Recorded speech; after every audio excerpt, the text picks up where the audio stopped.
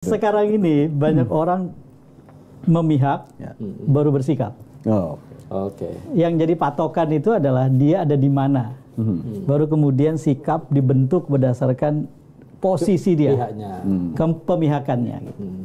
Nah, yang menurut saya seharusnya dijaga itu oleh kalangan-kalangan terdidik itu adalah bahwa mereka harus punya ukuran. Ukuran tentang keadaan, ukuran tentang patut tidak patut, baik dan benar, atau salah dan baik, dan seterusnya begitu ya. Dan dengan ukuran-ukuran itulah kemudian ia bersikap.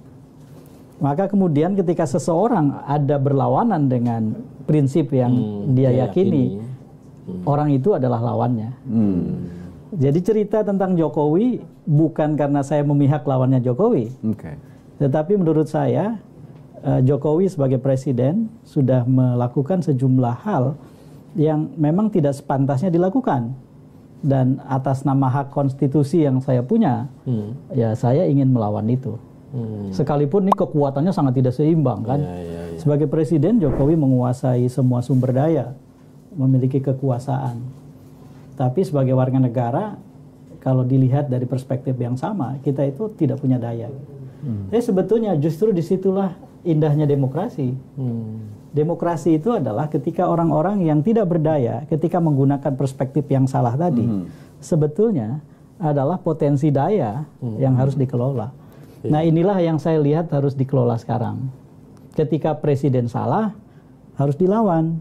Ketika siapapun salah, harus dilawan. Bukan karena kita ada di pihak lawannya, tetapi karena prinsip-prinsip yang tadi saya sebutkan terlanggar. Sekalipun jadi, secara sejarah Kang Aep kan punya kedekatan dengan Jokowi. Punya story lah. 2014 itu kan ya susah lah publik mengatakan Kang Aep nggak dekat. Kalimat yang benar itu adalah justru karena sebab itu. Maka harus saya jaga sikap. Ada tanggung jawab moral begitu? Bukan, karena menjaga ada pengenalan kan, dan ada harapan. Jadi ketika saya berkenalan, kemudian terbit harapan. Dengan terbitnya harapan, saya terlibat, berpartisipasi dalam batas tertentu. Lalu kemudian salah satu hasilnya adalah jabatan publik yang ia kelola sekarang, yang ia emban sekarang. Maka menurut saya ada satu prinsip demokrasi yang harus dijaga dalam konteks itu.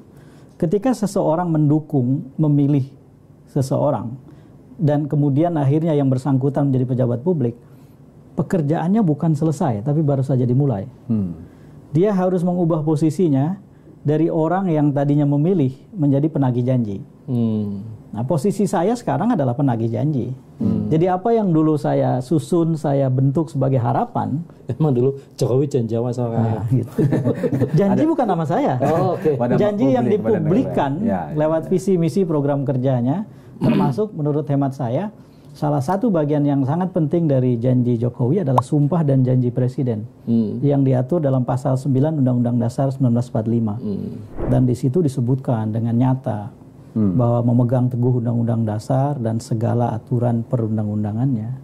Emang Jokowi nggak memegang teguh janji dan sumpah jabatan sesuai konstitusi itu? Kasus di Mahkamah Konstitusi dengan keputusan nomor 90, dengan adanya Jokowi sebagai presiden, lalu kemudian Paman Usman sebagai ketua MK, dan Gibran sebagai bagian dari keputusan yang menjadi objek pada saat itu menghasilkan satu konstruksi yang dalam bahasa sehari-hari dulu di awal reformasi kita sebut nepotisme.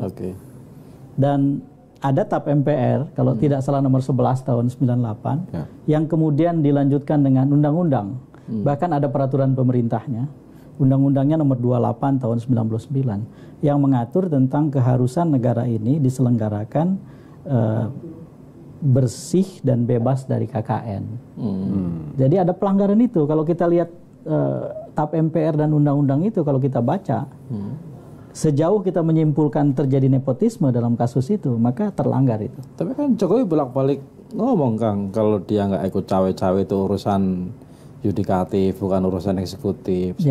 Yang harus kita nilai dari pemimpin kan bukan hanya omongannya, tapi juga tindakannya, dan mengait dari omongan dan tindakan itu dengan realitas politik yang terbentuk. Itu satu paket yang harus kita awasi, kita monitor. Kalau perlu kita ingatkan, gitu. Ketika bengkok kita luruskan. Jadi kalau kita cuman berdasarkan pada omongan, silahkan baca kumpulan pidato kenegaraan Pak Harto selama 32 tahun. Gak ada yang salah pada Pak Harto. Demokrat sejati dia. Menurut pidatonya. Tulisannya ya. Pidatonya. Ini yang kemudian kenapa Kang Aep sampai menyimpulkan krisis moral sudah terjadi. Ya, krisis moral itu kaitannya dengan terjadinya praktek nepotisme. Yang menjadi janji reformasi. Janji reformasi itu penting menurut saya untuk terus-menerus kita gaungkan. Ketika seorang Presiden Jokowi berargumen bahwa itu demi keberlangsungan, demi kelanjutan, demi mencapai cita-cita Indonesia Emas 2045, itu kira-kira bisa dibandingkan untuk menjawab soal krisis moral atau jauh itu bisa diterima. Tapi tidak boleh ada hal lain yang kemudian menumpuk di atasnya. Kepentingan yang lebih besar itu tidak boleh ditumpuk oleh kepentingan yang lebih kecil.